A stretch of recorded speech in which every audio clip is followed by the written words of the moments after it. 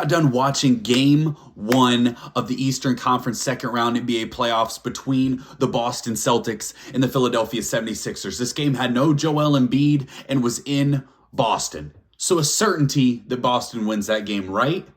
No. James Harden decided to have an absolute virtuoso of a game. It was incredible. Might be one of the best games of James Harden's career. If the Philadelphia 76ers were to go on and win a title this year, I think that this would potentially be the best game of James Harden's career, talking about the circumstances going up against a very good Boston Celtics team and giving them 45 piece without Joel Embiid and keeping the 76ers afloat, giving Joel time to maybe take game 2 off if he needs to before game 3, heading back into Philly. We're going to talk about this. So admittedly up front, I am a Boston Celtics fan. When I do these videos, these reactions, I look at all of them objectively. So anything that I say, anything that's going to be emotional, I will point that out up front.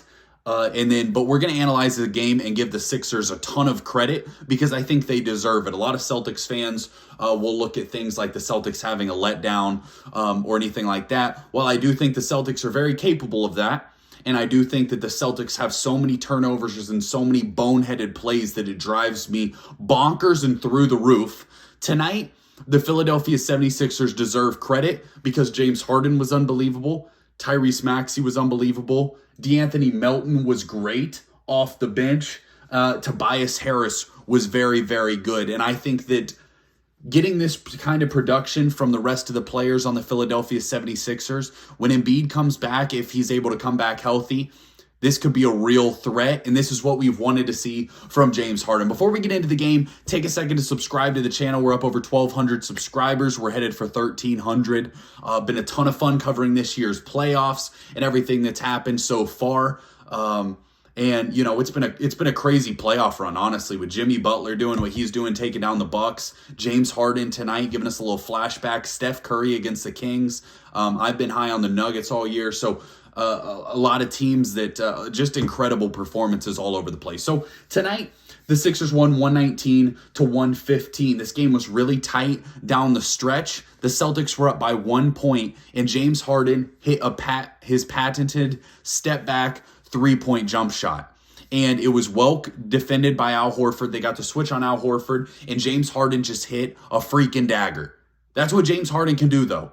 And I think that James Harden actually was my favorite player in the NBA when he played for the Rockets. I loved watching him play. Guy was 40 points a night. It was unbelievable what he was doing out there. And I think that he is now at the point where he's so underappreciated. He's trying to change his game to play with guys like Kyrie Irving, Kevin Durant, now Joel Embiid, and become more of that floor facilitator. And I can't think of any other player really in NBA history that can go, other than maybe LeBron, I guess, but that can go from the best scorer in the NBA to the highest assist guy in the NBA. And the way that he runs the offense and is able to see the game, I think it's truly underrated. And I also think his playoff struggles are a little overstated. Obviously, there's been times in James Harden's career where he's had letdowns. But when you look at the teams he led and the teams that he had to go through in the Western Conference, I mean, losing to those Warriors teams that were potentially the greatest teams of all time, not a lot of shame in that, in my opinion. But James Harden has been doing this his entire career. Tonight had 45 points on 17 of 30 from the field, 7 of 14 from 3, 6 assists. He said, tonight, the Sixers need me to put this team on my back, and that is what he did. He did it throughout the entirety of the game. He was incredible in the first half, and in the fourth quarter just kept making big shots and big plays to put the Sixers in position to win this basketball game, and that's exactly what they did.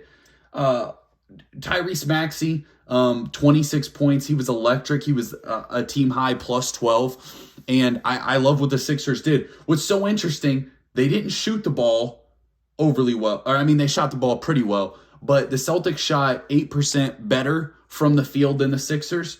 The Celtics won the rebounding battle by 10. They had 9 more assists than the Sixers.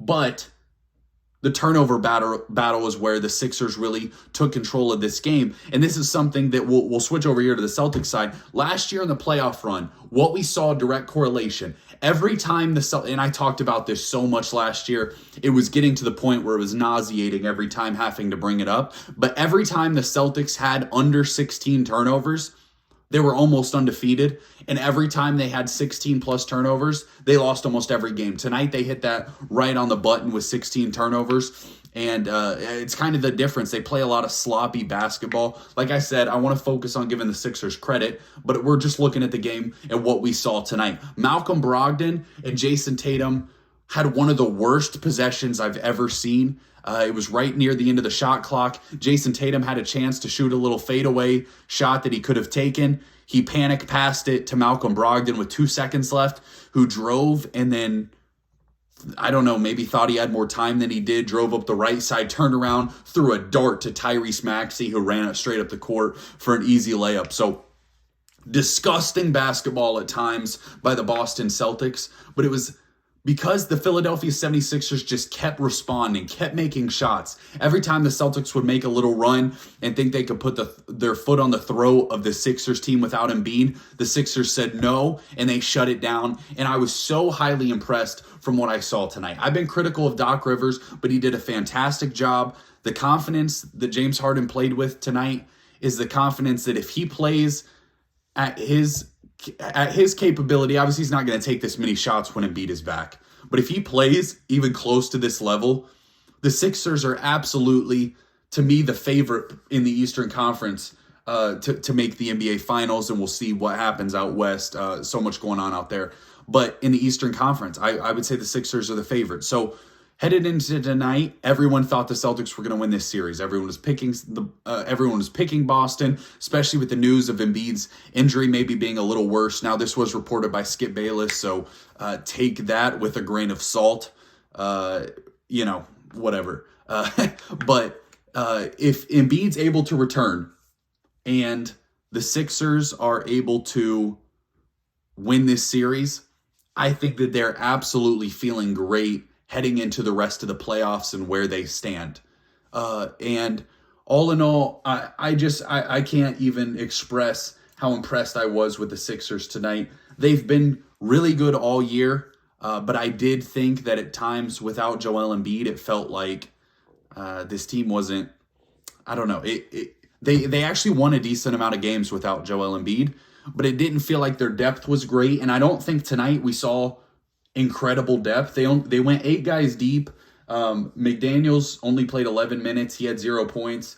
PJ Tucker, he had 0 points. And then George Niang had 3. So, from 3 of those 8 guys, you got a combined 3 points. The other 5 stepped up and scored 119 between 5. That's unbelievable. Paul Reed was hitting free throws down the stretch. Actually, Sixers shot 100% from the free throw line. Now, only 12 is really light. The refs weren't giving the Sixers an overly favorable whistle. But all in all, the Sixers got to feel great winning game 1. James Harden, this could be the performance of your career if you go on to win a title this year. And the fact that he was able to keep them alive tonight without Embiid, you don't want to get down 2-0 before Embiid's able to come back. That's a tough hole to climb out of against a good team like Boston. But now with this win tonight, I absolutely think that the Sixers are alive in this series. I think they should be favored in this series. Now, if Embiid doesn't come back, then we'll see there. But if he's able to be back by game 3, and if he's at 75, 80%, they're alive. And I think the Celtics make so many boneheaded plays and so many mistakes that they're just so beatable. They're so beatable to me. And while I'm a Celtics fan, I've not been high on this Celtics team. I think they're good, but I don't think they're championship contenders, in my opinion. And I will stand by that. And Celtics fans, maybe you disagree with me, but what I continue to see from this team is lack of execution down the stretch, poor coaching. I don't really believe in their coaching ability.